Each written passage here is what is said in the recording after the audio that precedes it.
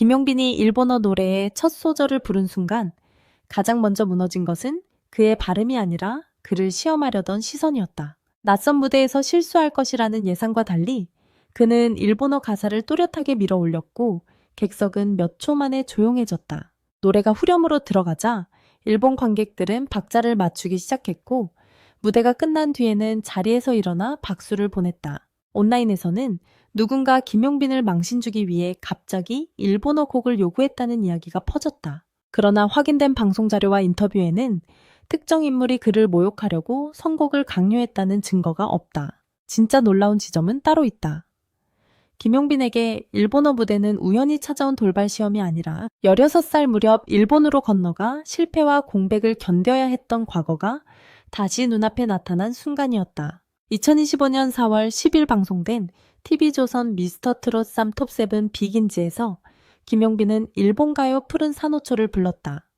이 곡은 1980년 일본에서 발표돼 큰 인기를 얻은 노래로 한국 가수가 부를 때는 단순히 음정만 맞춘다고 해결되지 않는다.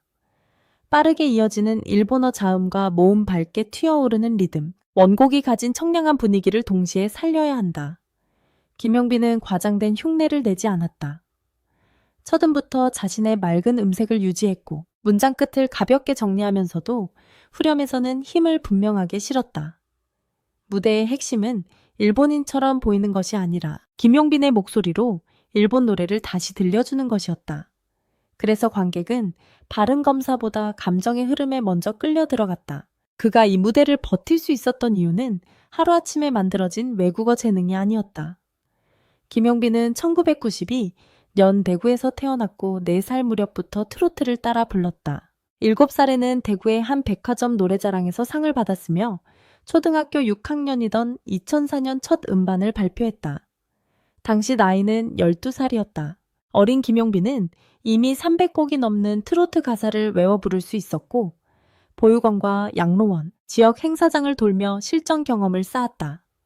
2005년에는 SBS 도전천국에 출연해 최연소 우승자로 이름을 알렸다. 다른 또래들이 교실과 운동장을 오가던 시기에 그는 생방송 카메라, 낯선 반주, 갑작스러운 선곡 변화에 적응하는 법부터 배웠다. 하지만 트로트 신동이라는 이름이 평생의 성공을 보장하지는 않았다. 2008년 무렵 김용빈은 일본 가요계 진출을 목표로 도쿄로 향했다. 훗날 그는 중학교를 졸업한 뒤 노래를 하기 위해 일본에 갔다고 직접 밝혔다. 문제는 가장 중요한 시기에 변성기가 찾아왔다는 점이었다. 어린 시절 자유롭게 올라가던 음이 흔들렸고 낯선 나라에서 경제적인 어려움까지 겹쳤다. 무대를 위해 일본으로 갔지만 정작 노래할 수 없는 시간이 시작된 것이다. 그는 이 시기에 공황 증상까지 겪었고 결국 약 7년 동안 제대로 활동하지 못한 채 집에 머물렀다고 털어놓았다. 일본은 그에게 화려한 해외 진출의 상징이 아니라 가장 자신 있던 목소리를 잃을 수 있다는 공포를 처음 경험한 장소였다. 이 사실을 알고 다시 푸른 산호초 무대를 보면 장면의 의미가 달라진다. 김용빈이 일본어 가사를 한 줄씩 이어간 것은 단순한 장기 자랑이 아니었다. 과거에는 일본에서 목소리가 흔들려 무대를 떠나야 했지만 2025년에는 한국의 오디션 우승자가 되어 일본 노래를 자기 방식으로 소화하고 있었다. 누군가 그를 시험하려 했는지는 확인되지 않았지만 적어도 그 무대는 김용빈 스스로에게는 과거와 다시 맞서는 시험이었다. 첫 소절을 안정적으로 넘긴 순간 그는 일본어 발음 하나만 증명한 것이 아니라 오랜 공백 뒤에도 무대의 중심을 잡을 수 있다는 사실을 보여줬다. 김용빈의 반전은 2024년 12월 19일 시작된 TV조선 미스터트롯 3에서 본격적으로 만들어졌다. 그는 현역부 참가자로 등장해 첫 무대에서 서른도의 애인을 불렀고 18명의 마스터에게 모두 선택을 받는 오라트를 기록했다. 방송 초반부터 대국민 응원투표 1위에 올랐으며 7주차까지 선두를 유지했다. 결승전은 2025년 3월 13일 생방송으로 진행됐다. 김용빈은 데뷔 약 21년 만에 최종진을 차지했다. 2020년부터 2021년까지 방송된 KBS 트롯 전국체전에서 최종 5위에 머물렀던 가수가 4해 뒤 다른 경연에서 정상에 오른 것이다. 이 우승은 갑자기 나타난 신인의 이변이 아니라 12살부터 쌓은 무대 경험과 7년의 공백을 모두 통과한 결과였다. 우승 직후 찾아온 일본 관련 일정은 그래서 더 큰 관심을 받았다. 2025년 4월 24일 공개된 일본 방문 방송에서 김용빈을 포함한 미스터 트롯 산 멤버들은 현지에 도착하자마자 리허설에 들어갔다. 김용빈은 경연 때보다 더 떨린다고 말할 정도로 긴장했다. 무대 경험이 20년을 넘었어도 일본이라는 장소가 주는 압박은 가볍지 않았던 것이다. 그런데 실제 공연이 시작되자 긴장과 결과는 달랐다. 김용빈은 손비나 철록담, 최재명과 함께 일본 노래 유리의 추억을 일본어로 불렀다. 4명이 호흡을 맞춰야 하는 무대였고 발음뿐 아니라 동선과 안무까지 신경 써야 했다. 리허설에서 실수가 나왔지만 본무대에서는 흐름을 되찾았다. 여기서 김용빈의 강점이 드러난다. 그는 위기에서 목소리를 크게 밀어붙이는 가수가 아니다. 오히려 호흡을 짧게 나누고 문장 끝을 정돈하면서 다음 음으로 넘어갈 공간을 만든다. 일본 엔카와 한국 트로트는 꺾기와 감정 표현에서 닮은 점이 있지만 리듬을 밀고 당기는 방식에는 차이가 있다. 김용빈은 트로트 특유의 진한 꺾기를 무조건 앞세우지 않고 일본 노래에서는 선율을 조금 더 부드럽게 연결한다. 이 때문에 일본어가 완벽하지 않더라도 곡의 인상을 해치지 않는다. 발음이 노래를 끌고 가는 것이 아니라 호흡과 음색이 발음을 감싸는 방식이다. 2025년 12월 31일 방송된 TV조선 한일 슈퍼콘서트는 이러한 가능성을 더 선명하게 보여줬다. 김용빈은 이 무대에서 자신의 한국어 노래인 어제도 너였고 오늘도 너여서와 감사를 불렀다. 중요한 점은 일본 관객이 한국어 가사를 완벽히 이해했기 때문에 반응한 것이 아니라는 사실이다. 방송 영상에서 김용빈이 등장하자 객석에 집중도가 올라갔고 후렴에서는 박수와 떼창이 이어졌다. 일부 관객은 자리에서 일어나 무대를 함께 즐겼다. 일본어 노래로 먼저 관심을 얻은 뒤 결국 한국어 노래로도 감정을 전달한 것이다. 이것이 해외 활동에서 가장 중요한 단계다. 외국어 곡을 잘 부르는 것은 문을 여는 방법이지만 자신의 노래로 현지 관객을 움직이는 것이 진짜 경쟁력이다. 2026년 1월 5일 공개된 인터뷰에서 김용빈은 일본 활동에 관한 이야기가 오가고 있다고 밝혔다. 그는 일본어를 조금 할 수 있지만 시간이 생기면 더 배우고 싶다고 말했다.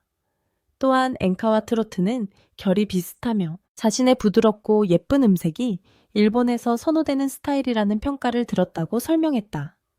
이 발언은 그가 일본어에 완벽하게 능통하다는 과장과도 거리가 있다. 김용빈 자신도 현재 수준을 냉정하게 알고 있었고 더 공부해야 한다는 점을 인정했다.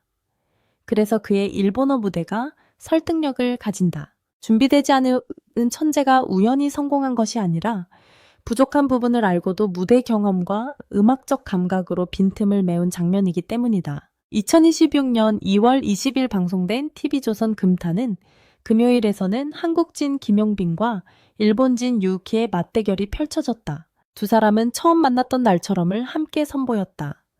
단순한 국가 대항전처럼 보였지만 실제 관전 포인트는 음색의 차이였다. 김용빈은 가사를 또렷하게 전달하면서 감정을 안쪽으로 눌렀고 유우키는 일본 가요 특유의 섬세한 흐름을 더했다. 김용빈이 상대의 스타일을 억지로 따라가지 않고 자신의 장점을 유지했기 때문에 무대는 경쟁보다 교류에 가까워졌다. 해외 무대에서 살아남는 가수는 현지 가수와 똑같이 부르는 사람이 아니라 함께 섰을 때도 자신의 목소리가 누구인지 분명히 들려주는 사람이다. 그렇다면 김용빈을 망신주기 위해 일본어 곡을 요구했다는 이야기는 왜 이렇게 강한 관심을 끌었을까? 이유는 서사가 너무 극적이기 때문이다. 해외 행사 갑작스러운 일본어 선곡, 실수를 기다리는 사람들, 그리고 첫 소절 뒤집기. 짧은 제목만으로도 갈등과 반전이 완성된다. 하지만 확인되지 않을 되는 아기를 사실처럼 단정하면 김용빈의 진짜 이야기가 오히려 약해진다. 그에게는 가상의 방해자가 없어도 충분히 강한 서사가 있다. 12살 데뷔 300곡 암기 최연소 우승, 일본 진출 실패 변성기 공황 증상 7년 공백, 오디션 5위, 그리고 2025년 미스터 트롯 3 우승까지. 실제 기록만으로도 한 편의 드라마가 된다. 특히 2026년 5월 1일 방송된 KBS 신상 출시 편스토랑에서 그가 일본 생활과 공백기를 다시 꺼낸 장면은 많은 사람에게 충격을 줬다. 지금의 김용빈만 본 시청자는 그가 늘 화려한 무대 위에 있었을 것이라고 생각하기 쉽다. 그러나 그는 가장 빛나야 할 청소년기에 목소리의 변화와 불안으로 무대를 잃었다. 7년이라는 시간은 한 가수의 유행이 여러 번 바뀔 수 있는 길이다. 그 공백을 지나 다시 마이크를 잡았고 2020년 트롯 전국체전 5위에 오른 뒤에도 포기하지 않았다. 2025년 우승까지 다시 4해를 더 견뎠다. 그래서 일본어 노래 한 곡을 안정적으로 완주하는 장면에는 남들이 알기 어려운 시간이 겹쳐 있다. 김용빈의 일본 무대가 특별한 이유는 화려한 고음이나 완벽한 외국어 때문만이 아니다. 그는 긴장한 상태에서도 반주를 먼저 듣고 첫 음의 높이를 확인하며 가사를 서두르지 않는다. 후렴에서 힘을 쓰기 위해 앞부분의 호흡을 아끼고 카메라가 가까이 들어오면 표정을 과장하기보다 시선을 고정한다. 이런 습관은 수백 번의 지역 행사와 방송 무대에서 만들어졌다. 갑작스러운 요청이 들어와도 완전히 무너지지 않는 이유는 머릿속에 저장된 노래가 많고 반주가 달라져도 자신의 호흡 위치를 빠르게 찾기 때문이다. 어린 시절 300곡 이상을 외웠다는 기록은 단순한 자랑이 아니라 현재의 순발력을 설명하는 근거다. 그의 사례는 해외 진출을 준비하는 한국 가수에게도 중요한 메시지를 남긴다. 외국어를 완벽하게 구사하는 것만으로 현지 관객을 사로잡을 수는 없다. 반대로 발음이 조금 부족하더라도 원곡을 존중하고 감정의 방향을 정확히 이해하면 관객은 반응한다. 김용빈은 일본 노래를 부를 때 자신의 트로트 창법을 과시하는 대신 곡의 결에 맞춰 강도를 조절했다. 그리고 한일 슈퍼 콘서트에서는 다시 한국어 노래로 돌아와 자신의 정체성을 보여줬다. 외국어 곡은 통로였고 마지막에 남은 것은 김용빈의 음색이었다. 김용빈이 압박에 강한 가수라는 점은 미스터 트롯 3 결승에서도 확인됐다. 생방송 결승은 녹화 무대와 다르다. 음정이 흔들려도 다시 부를 수 없고 짧은 대기 시간 동안 투표 결과와 순위 변화까지 감당해야 한다. 김용빈은 2025년 3월 13일 결승에서 자신의 장점인 안정된 호흡과 섬세한 감정선을 끝까지 유지했다. 폭발적인 한음으로 승부하기보다 노래 전체의 흐름을 무너지지 않게 만드는 방식이었다. 이런 유형의 가수는 갑작스러운 외국어 선곡에서도 강하다. 가사를 완전히 자신의 언어처럼 말하지 못하더라도 박자와 호흡의 기준점이 분명하기 때문에 한 번의 실수가 다음 문장까지 번지는 것을 막을 수 있다. 또 하나 주목할 부분은 김용빈이 일본 문화를 낯선 대상으로만 바라보지 않는다는 점이다. 그는 어린 시절 실제로 일본에서 생활하며 현지 무대를 준비했고 엔카와 한국 트로트의 공통점과 차이를 몸으로 경험했다. 2026년 인터뷰에서도 일본 노래는 부드럽고 예쁜 음색이 많고 한국 트로트는 비교적 경쾌하고 신나는 곡이 많다고 설명했다. 이는 단순한 인상평이 아니다.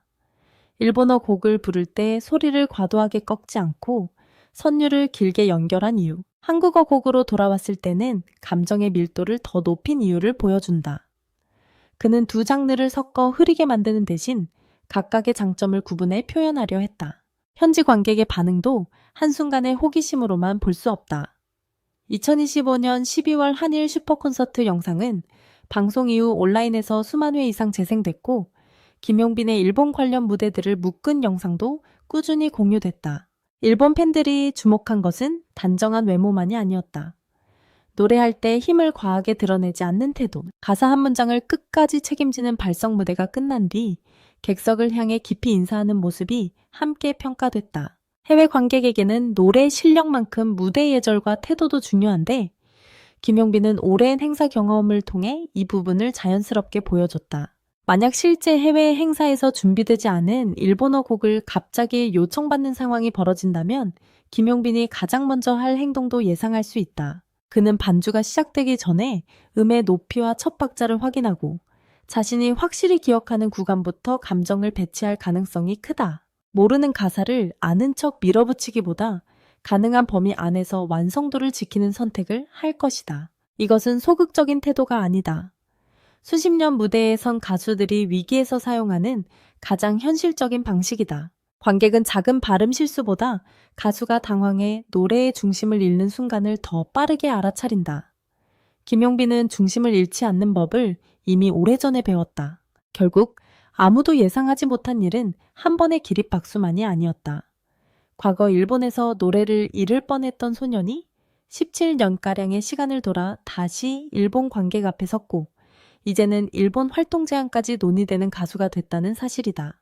2008년의 일본은 실패와 두려움의 장소였지만 2025년과 2026년의 일본 무대는 새로운 가능성의 장소가 됐다. 같은 나라 같은 언어 같은 음악 시장이 한 사람의 인생에서 전혀 다른 의미로 바뀐 것이다. 따라서 이 장면을 단순히 누군가를 통쾌하게 이긴 이야기로만 보면 가장 중요한 부분을 놓치게 된다. 김용빈이 이겨낸 상대는 무대 뒤의 특정 인물이 아니라 변성기로 흔들렸던 자신의 목소리. 7년 동안 집 밖으로 나가기 어려웠던 시간, 오랜 무명 생활, 그리고 다시 실패할지 모른다는 두려움이었다. 일본어 첫 소절이 시작된 순간 객석이 조용해진 이유도 여기에 있다. 사람들은 완벽한 발음을 들은 것이 아니라 오래 돌아온 가수가 더 이상 도망치지 않고 노래하는 모습을 본 것이다. 이제 질문은 하나다. 김용빈이 앞으로 일본에서 엔카를 정식으로 발표할 것인가? 아니면 한국 트로트 곡으로 현지 시장에 도전할 것인가? 2026년 초 인터뷰에서 일본 활동 논의가 진행 중이라고 밝혔고 그는 일본어 공부 의지도 분명히 드러냈다. 이미 푸른 산호초와 유리의 추억으로 일본어곡 소화력을 보여줬고 한일 슈퍼 콘서트에서는 한국어 노래로 일본 관객의 반응을 끌어냈다. 두 개의 문은 모두 열려 있다. 한때 일본에서 목소리를 잃었다고 느꼈던 김용빈이 이제 어떤 언어로 새로운 시작을 알릴지 그 다음 무대가 더 궁금해지는 이유.